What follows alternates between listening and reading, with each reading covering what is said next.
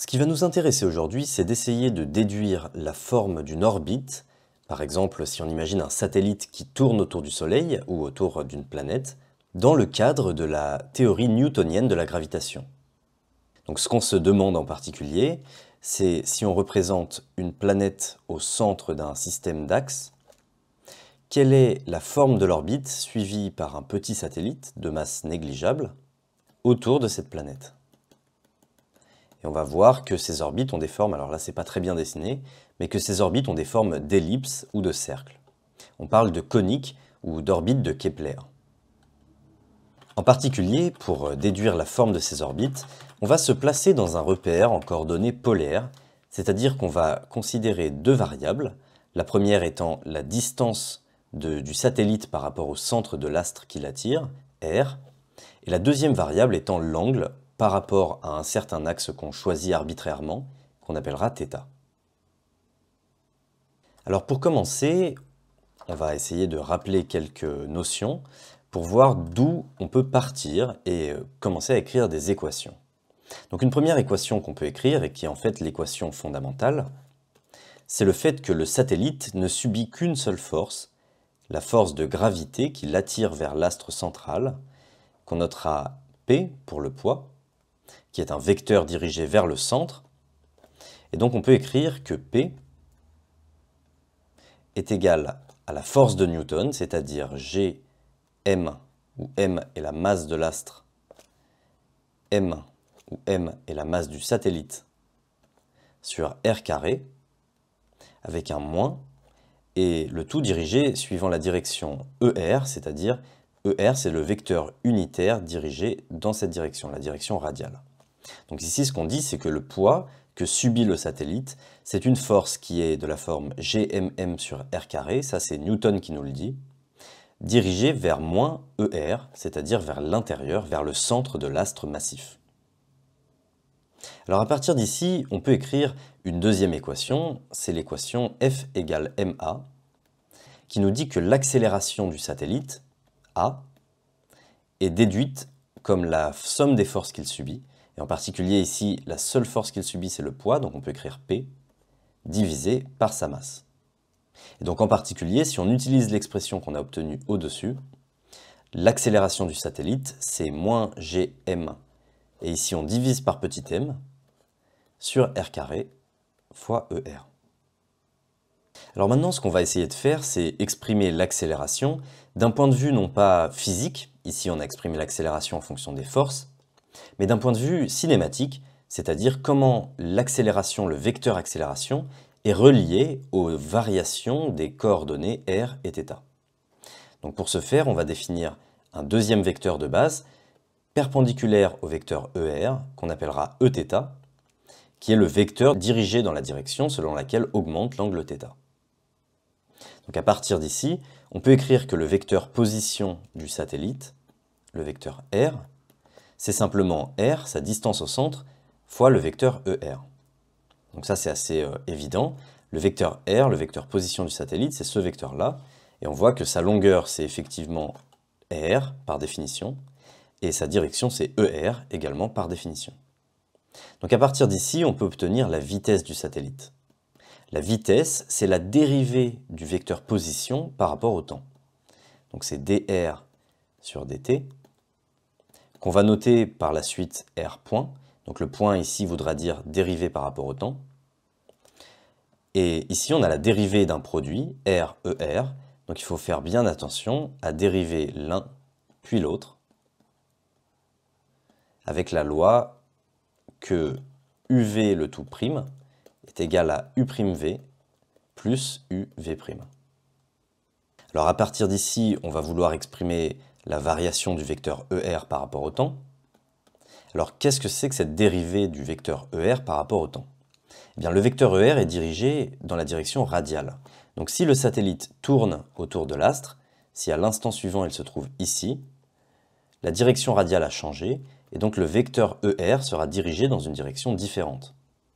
Et en particulier, le vecteur ER aura tourné dans cette direction-là, c'est-à-dire selon le vecteur Eθ, et il aura tourné d'autant plus vite que le satellite s'est déplacé d'un angle temps, Et donc ici, on peut écrire en fait que ER point, donc la dérivée du vecteur ER, c'est simplement θ point, la vitesse angulaire du satellite autour de l'astre, multipliée par Eθ, puisque ER varie dans la direction de Eθ. Et en fait, de la même façon, Eθ lui aussi a tourné dans une direction perpendiculaire, et on voit que Eθ tourne vers l'intérieur, puisque ici il était un peu dirigé vers le haut, ici il est un peu moins dirigé vers le haut. Donc il a tourné dans cette direction-là, c'est-à-dire vers moins ER, et donc la variation au cours du temps de Eθ, c'est moins θ point ER. Donc ici, pour résumer, la vitesse du satellite, c'est R point ER, plus, et ici ER point, donc c'est θ point ER, donc on a R θ point ER, Eθ, pardon. Donc maintenant, on va pouvoir dériver ça une nouvelle fois pour obtenir l'accélération, qui est la dérivée de la vitesse par rapport au temps. Et donc la dérivée de cette expression ici, c'est R point point, on dérive ce premier terme.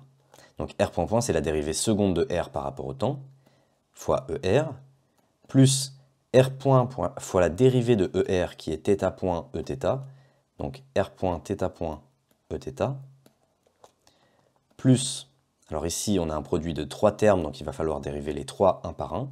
Donc ici on dérive le premier, ça donne R point θ point Eθ, plus on dérive le deuxième, R θ point point Eθ, plus on dérive le troisième terme. Le troisième terme c'est Eθ, et on a vu que sa dérivée c'est moins θ point ER. Donc ici en réalité on a un moins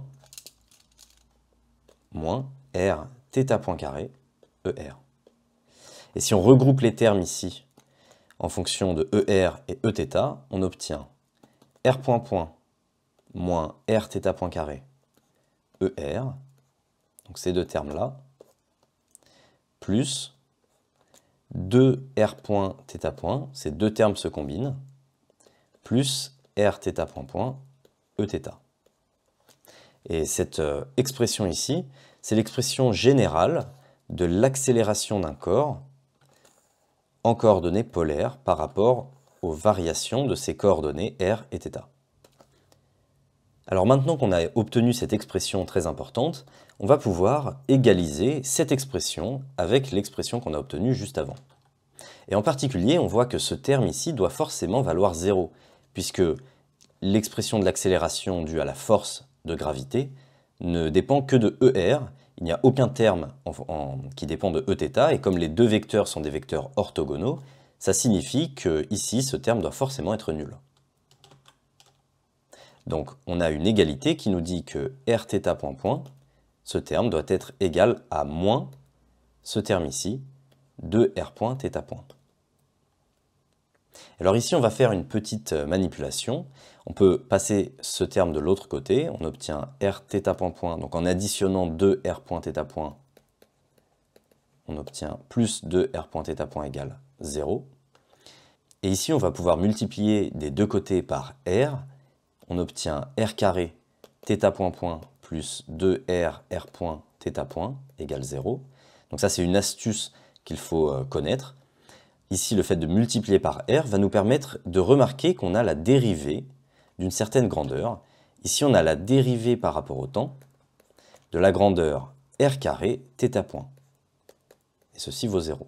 En effet, quand vous dérivez ça, vous avez d'une part la dérivée de R carré c'est 2R, donc 2R ici, par rapport au temps, donc on multiplie par R point fois θ point, plus R carré fois la dérivée de θ point point point. Donc ici, on sait que la dérivée par rapport au temps de cette grandeur est forcément nulle. Ce que ça veut dire, c'est que cette grandeur ici est une constante qui ne va pas changer au cours du temps. Cette constante, on va l'appeler h. C'est ce qu'on appelle le moment cinétique. Et cette constante, donc, est une constante, c'est-à-dire qu'elle ne varie pas au cours du temps. Cette grandeur reste la même, quelle que soit la position du satellite le long de son orbite. Alors d'une orbite à une autre, cette grandeur peut varier, mais le long d'une même orbite, cette grandeur reste constante. Maintenant, d'autre part, on peut égaliser ce terme ici avec ce terme ici. Donc on peut écrire une deuxième équation qui est que R point point moins R θ point carré est égal à cette expression, moins gm sur r carré. Et alors ici, on va pouvoir utiliser une petite astuce. On voit qu'on a une équation qui est un peu complexe, qui fait intervenir r et θ, et en particulier des dérivés de r et des dérivés de θ. Donc ce qu'on peut faire ici, c'est utiliser notre constante h pour déduire la valeur de θ point en fonction de r. Ici, en dérivant des deux côtés par r carré, on obtient que θ point est égal à h sur r carré. Donc cette équation, on va l'encadrer car elle va nous servir. Et donc en remplaçant ici θ point par h sur r carré, on obtient r point point moins, donc ici on a h carré sur r4 fois r, donc sur r3, est égal à moins gm sur r carré. Et là, c'est plus pratique puisqu'on a une équation qui ne dépend que de r et de sa dérivée seconde. C'est ce qu'on appelle une équation différentielle du second ordre, et notre but ici, ça va être donc de résoudre cette équation. Alors pour résoudre cette équation, on va utiliser une astuce qui est assez connue, c'est de poser une nouvelle variable qu'on va appeler u, et qui est simplement l'inverse de la distance par rapport au centre.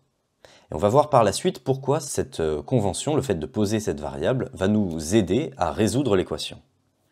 Donc si on pose u égale 1 sur r, alors u c'est évidemment une fonction du temps, tout comme r, et donc on peut la dériver, et on obtient que u point, la dérivée de u par rapport au temps, c'est simplement moins 1 sur r carré, donc ça c'est la dérivée de 1 sur r, fois r point, puisque là on a dérivé par rapport à r, et notre but c'est de dériver par rapport au temps, donc il faut multiplier par dr sur dt. Et si on dérive une seconde fois, u point point, on va obtenir la dérivée de moins 1 sur r carré, donc ça c'est 2 sur r cube, fois r point, mais le tout fois r point à nouveau puisqu'on dérive par rapport au temps, donc fois r point carré, moins 1 sur r carré fois r point point, en dérivant ce deuxième terme.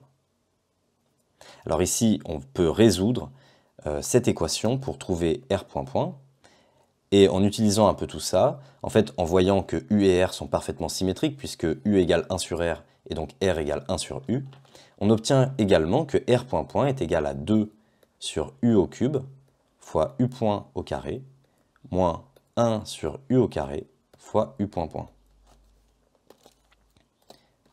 Et cette expression va être très utile, puisqu'on va pouvoir remplacer r point point par cette expression.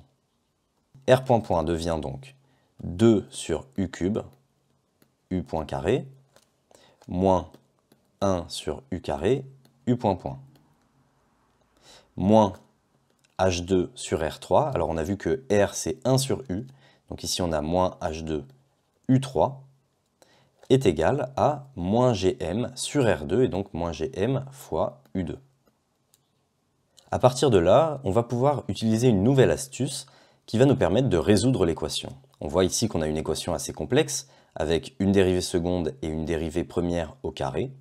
Et pour simplifier tout ça, on va ne plus se concentrer sur l'équation de u par rapport au temps, mais l'équation de u par rapport à l'angle θ. Puisque ce qui nous intéresse, c'est de connaître la forme de l'orbite. Et donc la vitesse à laquelle l'orbite est parcourue ne nous intéresse pas tant. Ce qui nous intéresse, c'est vraiment de connaître pour chaque angle θ, la distance au centre de l'orbite pour pouvoir tracer la forme de l'orbite. Donc pour faire ça, il va falloir exprimer u point et u point point en fonction des dérivées de u par rapport à θ. Donc on va noter u', la dérivée de u par rapport à θ, et u', la dérivée seconde de u par rapport à θ. Et donc à partir de là, on peut noter que u point, c'est la dérivée de u par rapport à t, qui est donc, en décomposant, la dérivée de u par rapport à θ multipliée par la dérivée de θ par rapport au temps. En fait, c'est la dérivée d'une fonction composée. Ici, donc, on va changer de vision. On considère que u est maintenant une fonction de θ qui est lui-même une fonction de t. Donc la dérivée de tout ça, c'est la dérivée de u par rapport à θ, donc c'est u'θ fois θ' de t. Et donc c'est la formule qu'on a ici. Bon, et bien dθ sur dt, on le connaît. Il nous est donné par cette expression, c'est h sur r2, c'est-à-dire h fois u2. Et donc on a u', du sur dθ, multiplié par HU2. Maintenant, on peut dériver une deuxième fois pour obtenir U point point.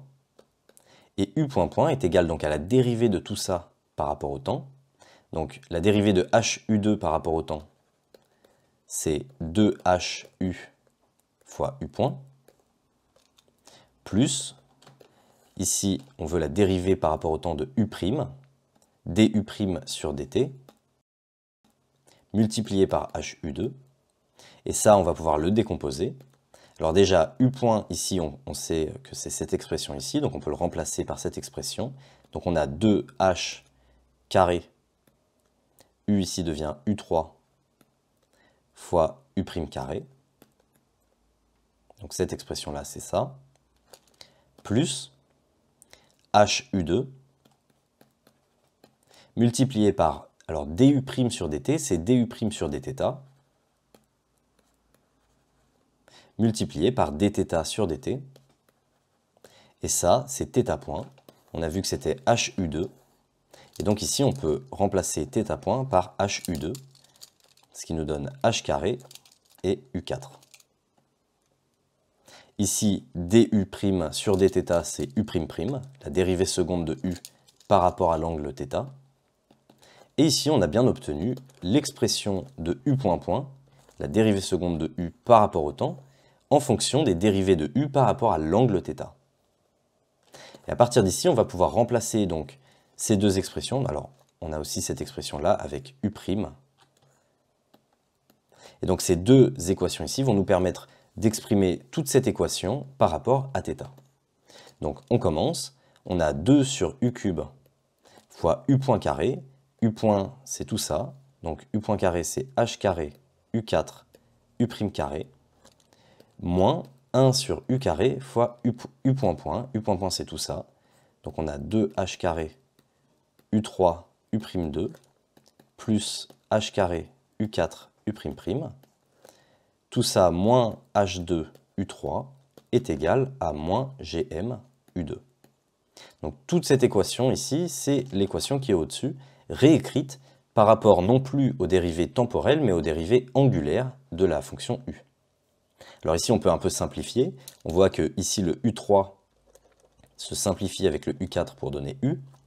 Ici, le 1 sur U2 va venir donner, alors ici on a un moins, le 1 sur U2 va venir donner U et U2. Maintenant, on voit qu'on a beaucoup de H carré. Alors, je vais réécrire le 2 ici pour que ce soit plus visible.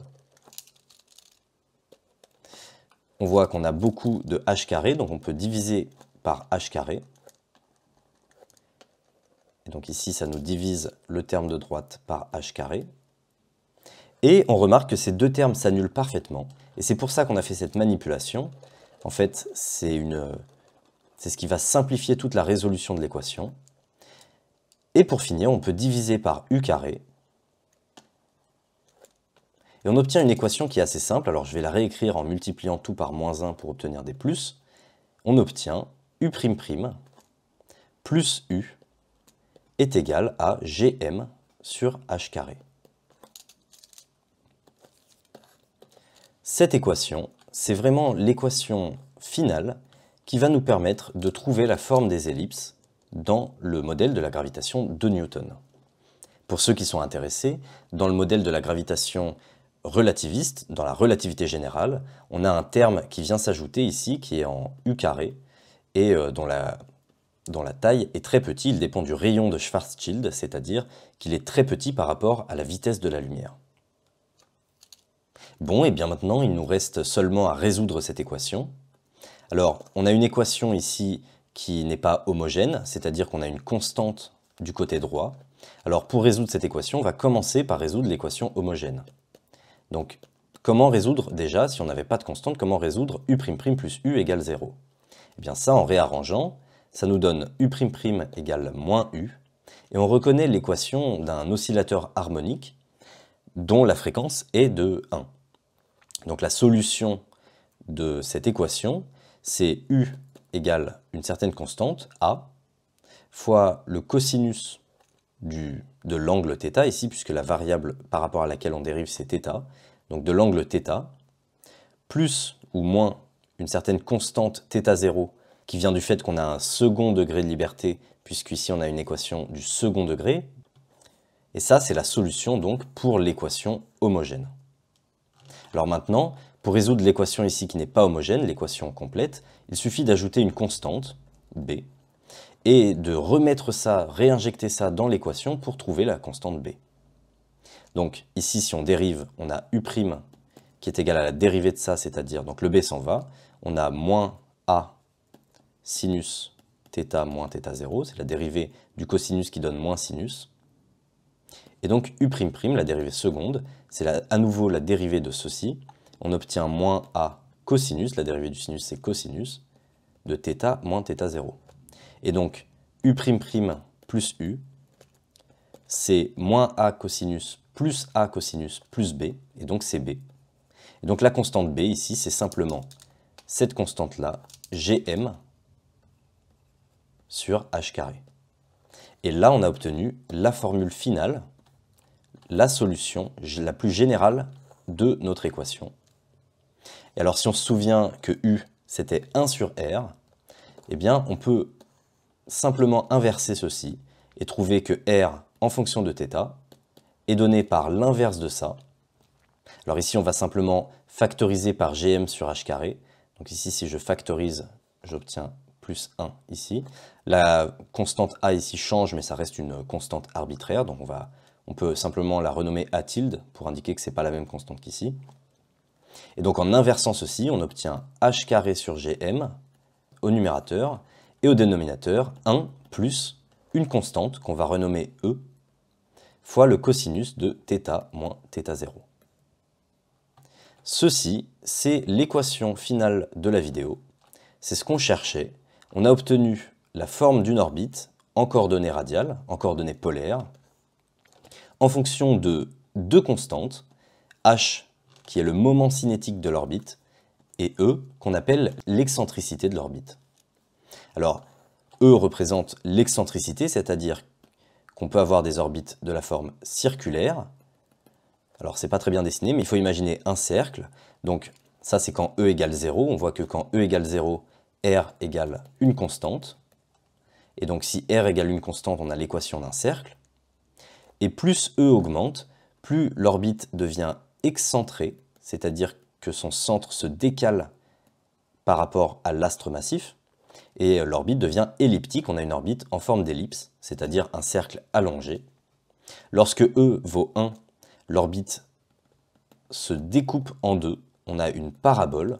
C'est à partir de ce moment que le satellite peut s'échapper, le satellite a suffisamment d'énergie pour s'échapper de l'attraction gravitationnelle. Et quand e est plus grand que 1, on obtient des hyperboles, ce sont des trajectoires avec encore plus d'énergie. La constante θ0, quant à elle, correspond simplement à l'axe d'orientation de l'orbite. Donc si on imagine qu'on a une ellipse comme ça pour θ0 égale 0, donc alignée avec l'axe horizontal, si on augmente l'angle θ0, eh bien l'orbite va se décaler comme ça. Et donc θ0, c'est vraiment seulement l'orientation de l'axe qu'on choisit. Donc c'est une constante qui est purement arbitraire et qui n'a rien de physique.